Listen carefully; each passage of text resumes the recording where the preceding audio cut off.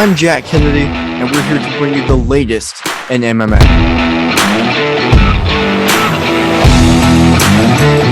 Hey everybody, my name's Hunter Boss, and what the boss says goes.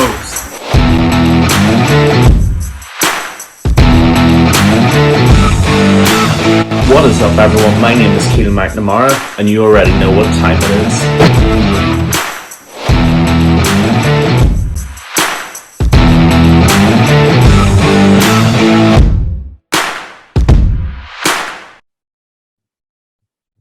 Hello, everyone, and welcome to the MMA Island Podcast. I am Jack Kennedy alongside Keelan McNamara and Hunter Boss.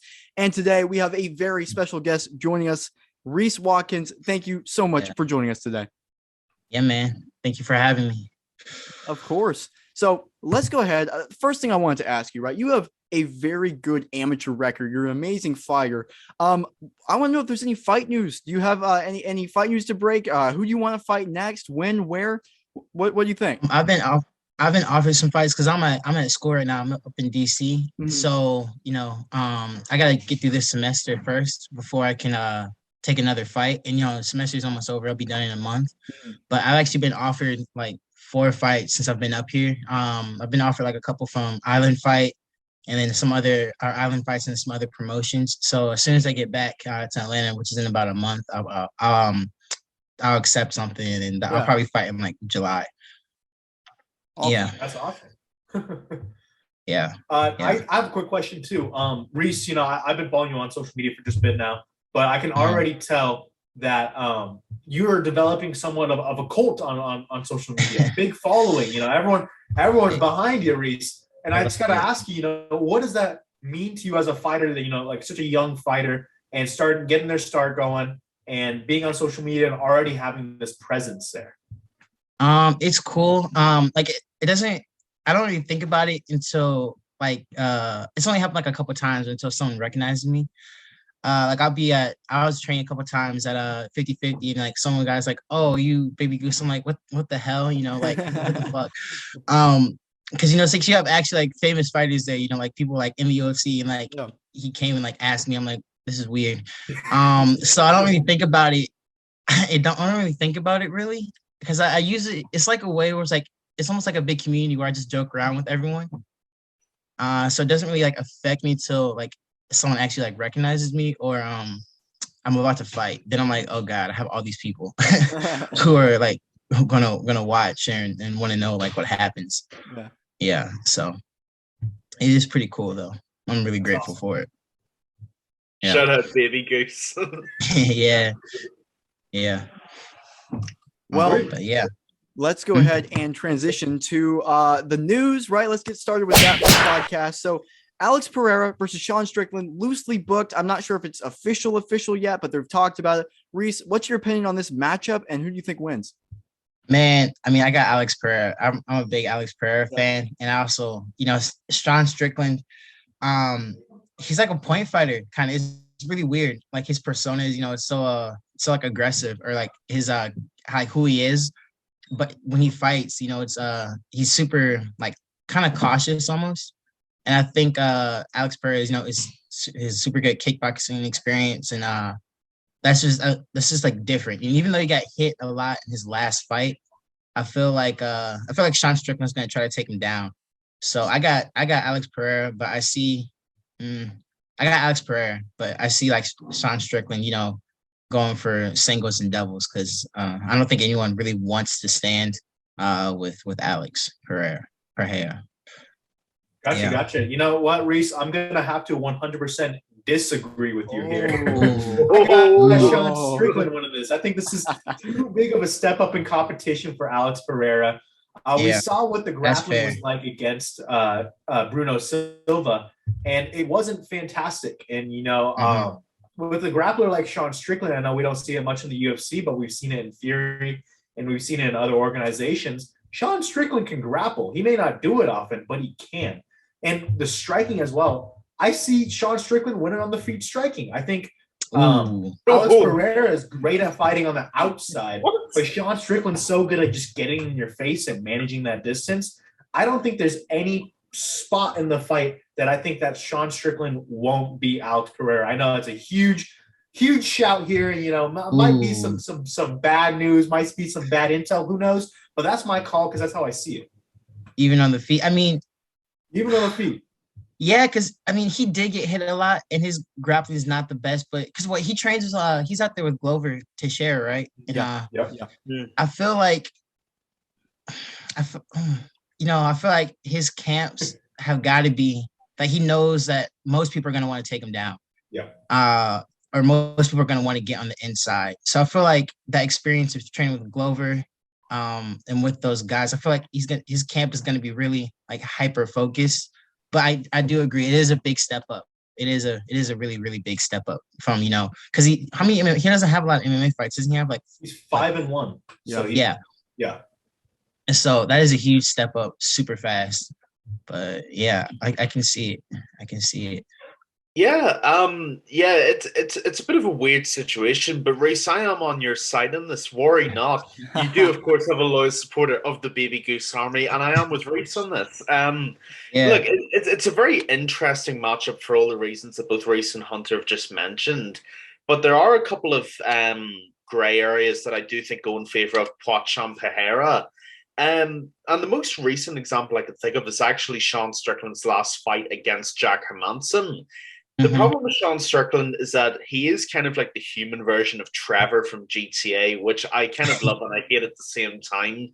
But Reese is absolutely right. His fighting style is almost a point fighting style. It's become much more conservative. If we compare the Jack Hermansson performance to the Uriah Hall performance, for example, the contrast in those two is worlds apart. There is no doubt about that. Yeah. The problem with Sean is that Sean is maniacal almost to the point of being arrogant.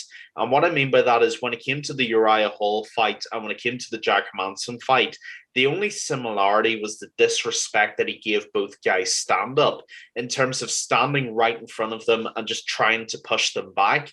You can't really do that with Alex Pereira because he is a level above when it comes to his kickboxing and his striking.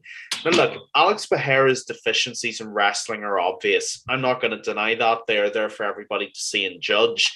And Bruno Silva certainly took advantage of that as well, and made life very uncomfortable for Pereira. Unfortunately for Sean Strickland, the X factor of Pereira is that he can strike and he hits like a bomb. And Sean Strickland cannot be arrogant and stand straight in front of Alex Pereira, or he'll get his lights shut off like that. And Alex Pereira is one of those X factor fighters who can pull that switch out of nowhere. So for me, I think the betting line will have Sean Strickland as a big favorite. But for me, I am with Reese in this. I think Alex Pereira will get this done. I do agree with Hunter. It's a big step up. But guys like Alex Pereira thrive when the pressure's on them the most. And I think when it comes to a fighter like Sean Strickland, who will stand there to prove a point, I think Sean's going to find out the hard way. You cannot stand and bang with a guy like Alex Pereira. Alex Pereira by violent knockout for me. All right. Okay. So I'm not going to be as brutal with it as Hunter was, but I disagree with you guys as well. I agree with Hunter on this one. Look, I think that obviously Pereira is one of the best, I think, pure strikers in MMA right now. Even how unexperienced he is in MMA, if you look at it, he is a phenomenal, decorated striker that is obviously knocked out Israel Adesanya, which is really what built up his name, which is why he's here. He's very fun to watch. That being said, Sean Strickland is, I think, the total package at middleweight. He's got the cardio, which I think is the biggest X factor in this fight. And he's got the volume.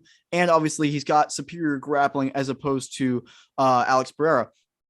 I think that I would not say that Strickland has an advantage on the feet in this fight at first.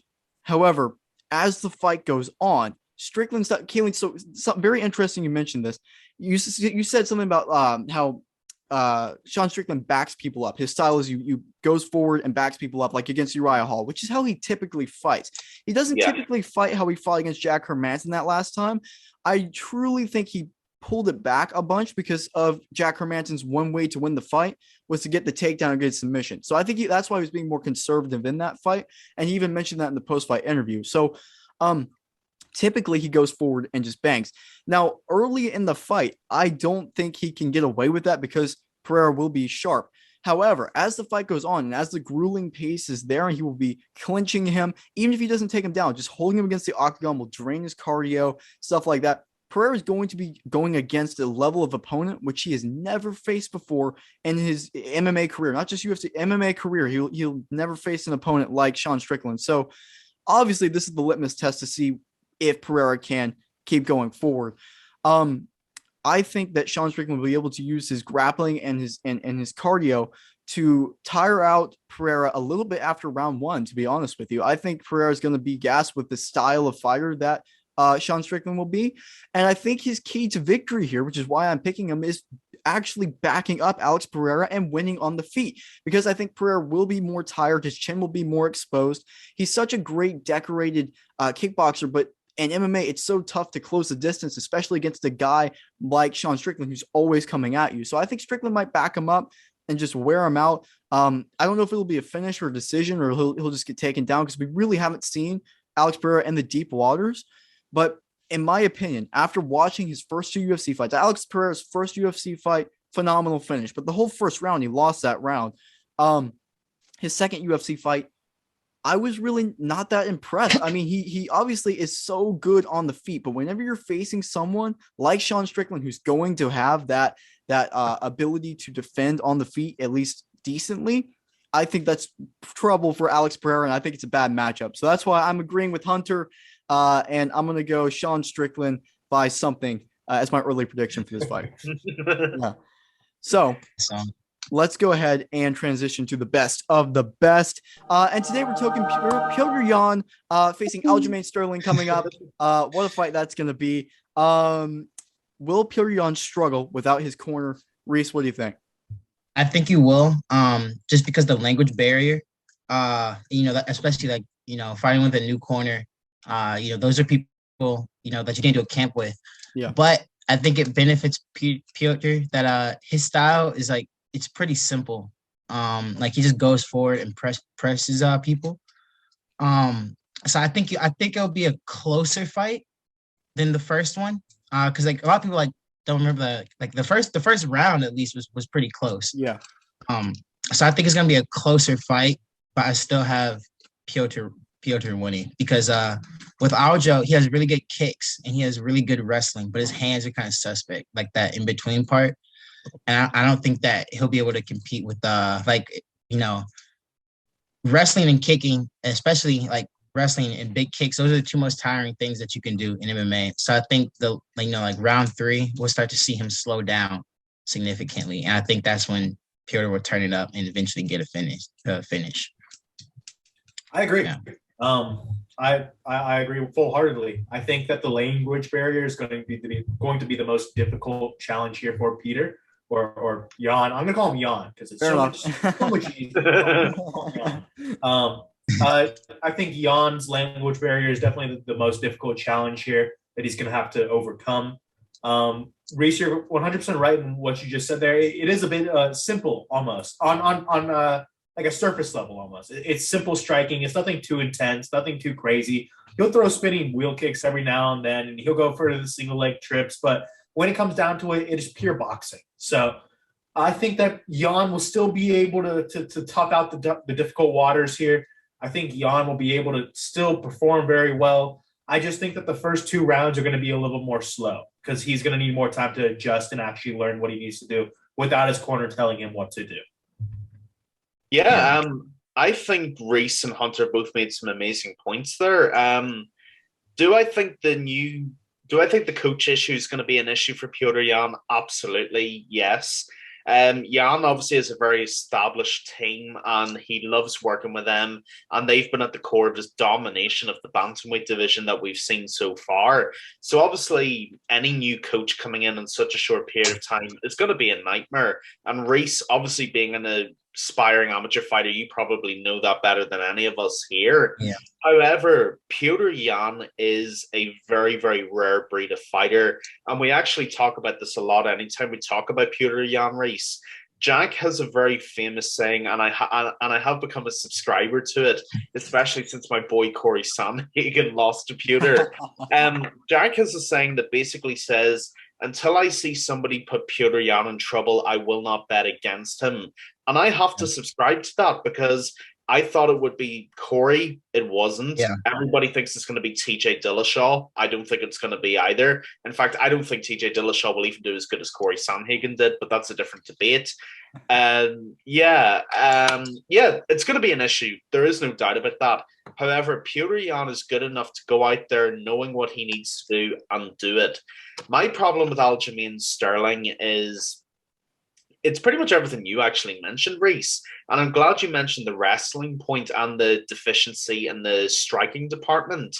As we all know, Aljamain Sterling beat Corey Sandhagen because of the wrestling, got him on the ground, rear naked choke, excellent win. And when it came trying to stand against Petr Yan, the levels were just so clear. You know, they were worlds apart in terms of boxing ability and kickboxing ability. And I just think that's going to be the same again as it was in the last fight. Yes, the first round was pretty close, but Petr is just too good. You know, he reminds me of Floyd Mayweather in that he downloads his opponent.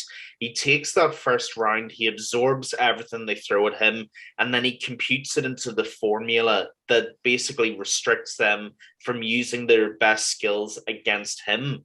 So I think that's what we're going to see again from Petr Yan. I do think if Aljamain Sterling cuts out the asshattery of throwing everything that he threw in the first fight, I think he will have a much better chance. But I still see the end result being the same.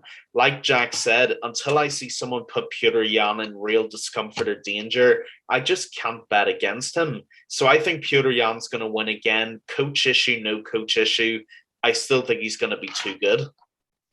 Yeah, that's a really good point. I think obviously a coach issue is going to be a problem for any fighter. I mean, how could you? It's so difficult training with someone. Those are your guys. And then just the world we're living in, they're not going to be able to go and support him and be his coaches. However, I think that he's probably the only fighter I would be able to say this about. I'm trying to think of another example. Floyd Mayweather is a great example, but for MMA, I don't know.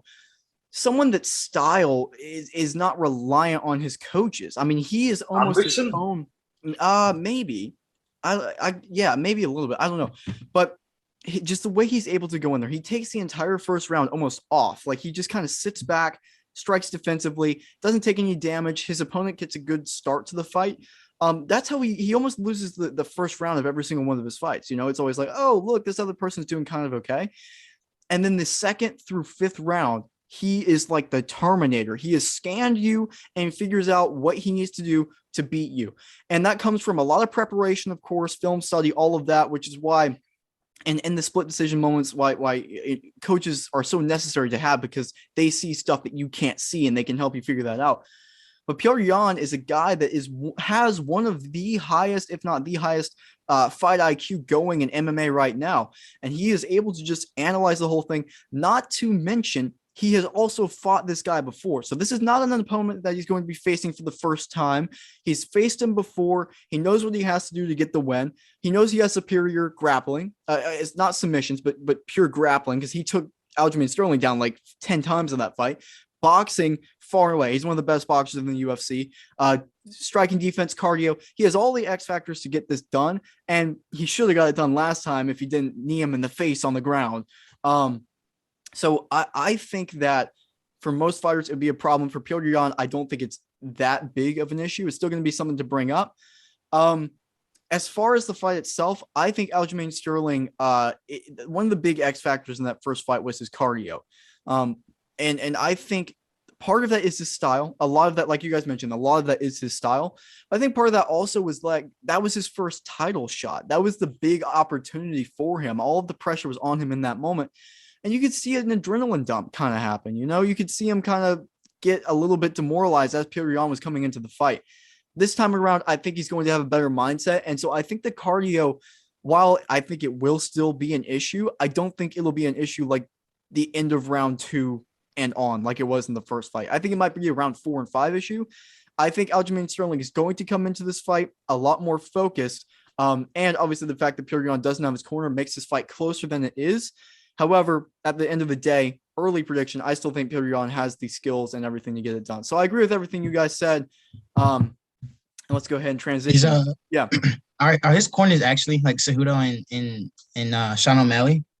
That's a good I don't know. No, because I was like super surprised because I feel like everyone thought he would go pick up someone from like AKA. Yeah. Because they speak Russian. Yeah. But I don't know if that like something I've noticed is I don't know if that's like Russians and Chechens and people from Dagestan. I don't know if that's a whole thing because I can't really name like a Russian fighter that works with them. It's kind of weird. Yeah.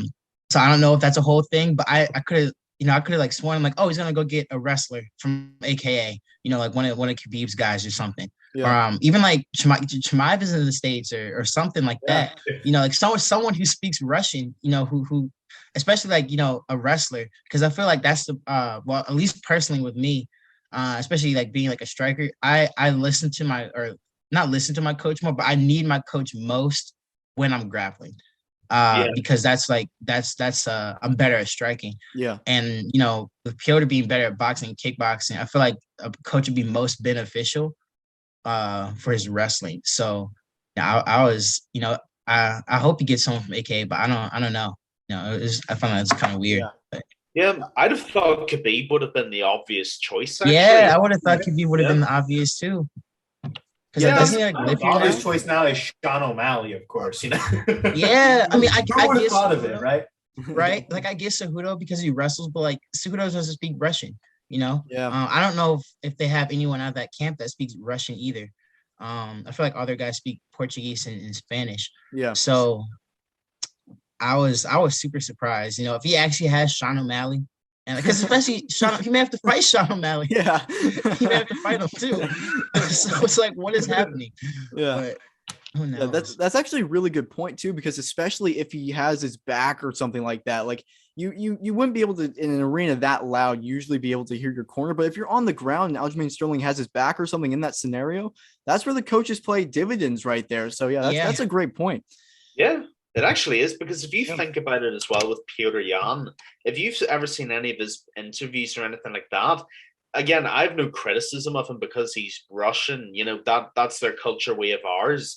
But I don't believe his English is even that great. So it's not like he can even understand basic English like single leg, double leg, clinch, push. Rounded opponent. Right. Yeah, exactly. We know he doesn't understand that one. Like that's a yeah. It wasn't like Ivan Drago. Okay, Hunter, we debunked that theory a year ago. No, but Reese, you actually make a really good point. I didn't even think of that. The language barrier is going to be a very real thing if he hasn't picked a Russian coach. Yeah, because like it's just weird. I've never even like Russians and Dagestanis that aren't in the UFC, that are more like on the regional scene. I've never seen seen them train together. I don't know what it is. I don't know if that's like the whole thing because Chechnya and all that, like 20, 30 years ago. I have no idea what it is, but it's just kind of weird. But, well, it's also interesting because Piotr Jan fights out of like St. Petersburg and the other guys are from Dagestan. So that's obviously two very different parts of Russia. So maybe that's why they don't want to associate there and everything. I don't know. It's very interesting. Yeah, but even if you think about mainland Russian fighters, like I'm trying to think of them. Who were they? There's a couple of guys like Volkov, and there's some guys who fight over in Brave CF in Bahrain.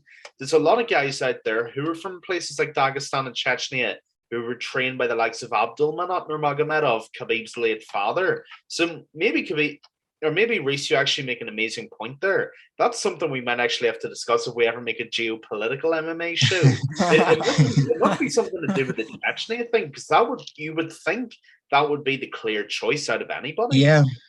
Yeah. I mean, I could have sworn he was like, okay, his corners can't come. He's gonna get someone from AKA, but I guess not. Yeah. Well, whatever. We're getting all political over here as far as you. I love it. Well, let's go ahead and transition to the discussion of the week. And we're talking Nate Diaz here. He wants to go to Bellator. Should Nate Diaz be allowed to be free? Go to Bellator. Reese, what do you think? I feel like, yeah, absolutely. I mean, if a fighter wants to be released, he should be allowed to be released, especially with like the UFC. Like they just cut Ben Rothwell, like a couple weeks or 6 weeks before his fight. So I feel like, with Nate Diaz, the UFC is obviously not going to want to release him because he's such a big draw. But with like fighter rights and all that, if someone wants to be released, they should be released. Like especially with how fast they are and how easily they cut people. It's like you should give them that same privilege for Bellator. And I feel like he would do a lot, not a lot, well, yeah, like a lot better in Bellator. Yeah. Because like Nate Diaz is good, but Nate Diaz isn't like top 5 welterweight good, or maybe like even top 10. And with Bellator, like I feel like a great fight. Have him fight out Paul Daly. Nick fought Paul Daly. Yeah. Have Nate fight. That would be fun. That would be fun as hell. Give him someone like or Michael Venom Page, some to set up some like crazy ass, fun ass fights. So I feel like he should be allowed to be released. Yeah, I couldn't agree more. If you want to be released, you should be released. Do I think it's the best move for Nate Diaz? I don't think so. I think a lot of his following and just all of his fans, reside with being a UFC fighter. In that, as soon as you get the name taken away, a lot of those, I'm going to say casual, for lack of a better word, a lot of those casual fans who support Nate Diaz will be like, oh, he's not in the UFC anymore. That's the top promotion. Boom. Like, good luck. I'll watch you on Yahoo News. I don't think that the following will stick as soon as he leaves the UFC. His fans are already seeing that he's not really winning as many fights as he has in the past. He's starting to be on the bad end of some decisions. He's just not as good as he used to be. I think he's just out of his prime right now. And if he wants to capitalize and get as much money as possible, maybe he can go to Bellator. Maybe they'll offer him a huge paycheck. But I think the UFC itself will also offer a huge paycheck whenever Nate Diaz fights. And they're just looking for the biggest fight right now. So if I was Nate, I would stay, but I would not be mad if he goes because, like they say, if you love something, just set it free. Just set it free. I love Nate Diaz. I'm going to let him go to Bellator if he wants to because I'll still follow him, but the casuals may not. Yeah, Hunter makes a really, really good point there. And fly and be free, Nate Diaz, be free. Fly to Scott Coker. This is a two-part question, really, that we should be asking ourselves here. The first question is, should Nate Diaz be allowed to be released? Absolutely. No issue with that. I think that's the easier part of the question to answer. You want to be released, do whatever you want to do. No issues with that. The second and more interesting part of this question is, should he ask to be released or should he want to be released? And that's a much more difficult question to answer because, as we know, probably since 2016, 2017, roughly, the UFC has become one of the big four sports in America for me, alongside your NFLs, NBAs, those sort of organizations. The UFC is in that lane now. And to his credit, Nate Diaz has played a big part in that transition, mostly because of the 2 fights with Conor McGregor, his general antics with Nick, and everything in between. So realistically, I think the UFC stand to lose a lot more here than Nate would. I think he would be a star. Nate Diaz will be a star wherever he goes because people love Nate Diaz. The problem with the UFC is that they have a massive asset in Nate Diaz, who is a real rarity because he doesn't depreciate in value as he loses. His popularity generally stays the same, even if he is losing all of his fights. And that's a very rare thing, especially in this day and age. So I don't think the UFC will let him go. I think if we'd have had the trilogy with McGregor by now, we would be having a different discussion about a different scenario. But the UFC still have one or two more huge fights left in store for Nate. I think so.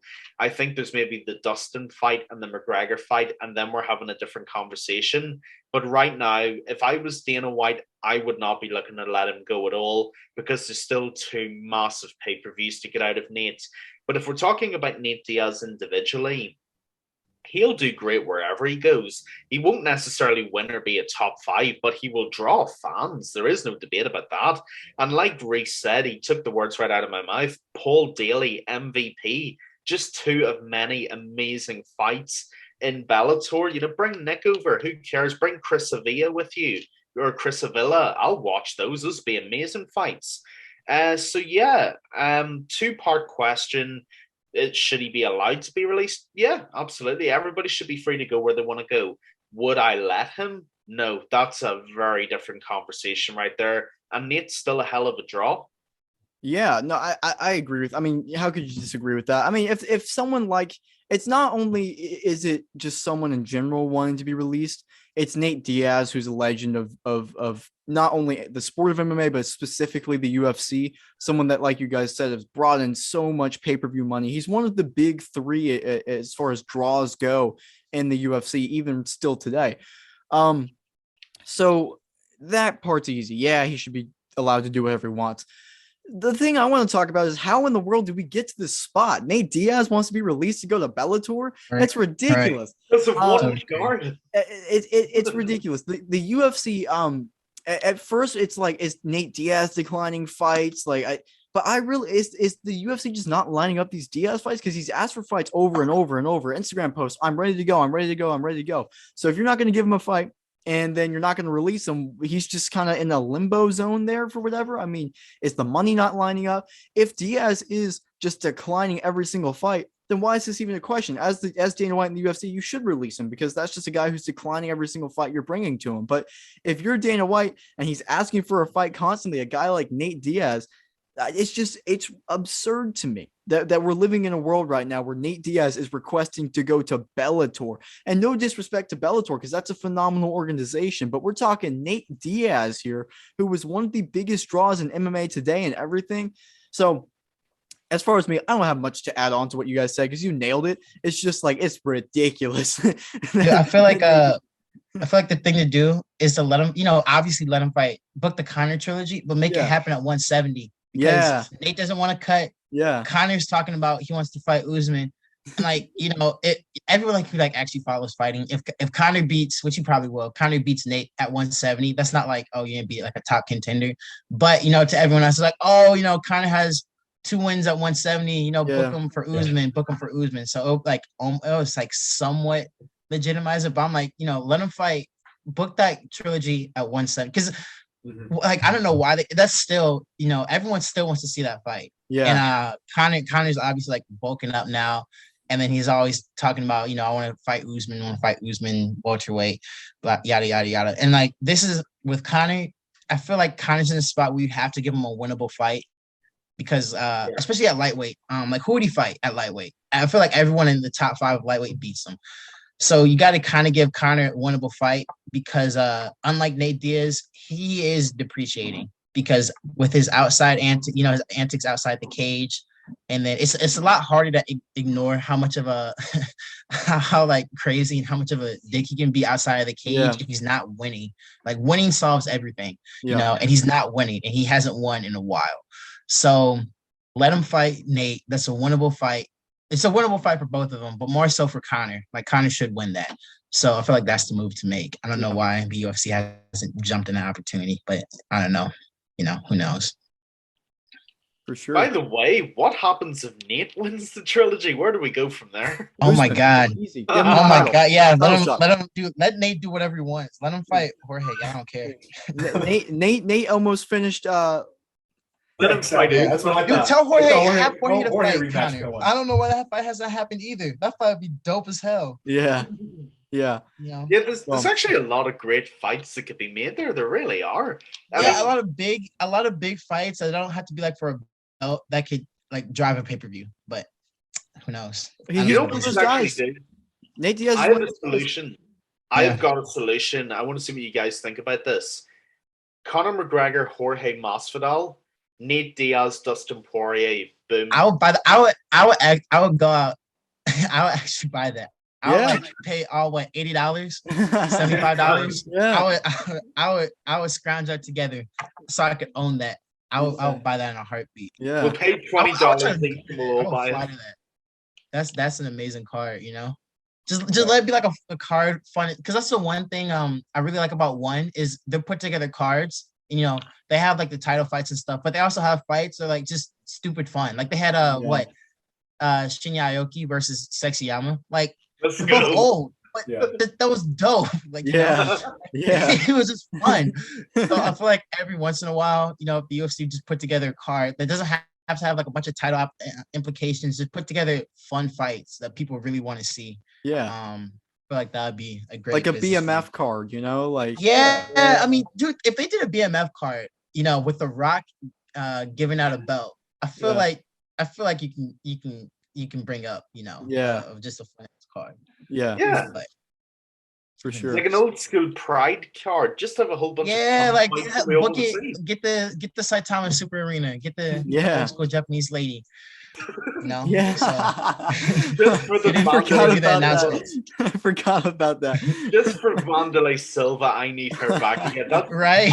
every time I see that entrance, I just want to go out and kill Best someone. entrance of all That's time. the I best ever. forgot about that. Oh man. Yeah. Well, what a podcast. yeah. Reese, thank you so much for joining us. As always, Yeah, make man. sure to like and subscribe on YouTube. You can listen to the podcast everywhere, literally everywhere, including iTunes and Spotify. Make sure to follow us on Instagram at MMA.island and check out our website, MMAisland.net. Reese, thank you so much for joining us today. Great podcast, guys. Thank y'all again.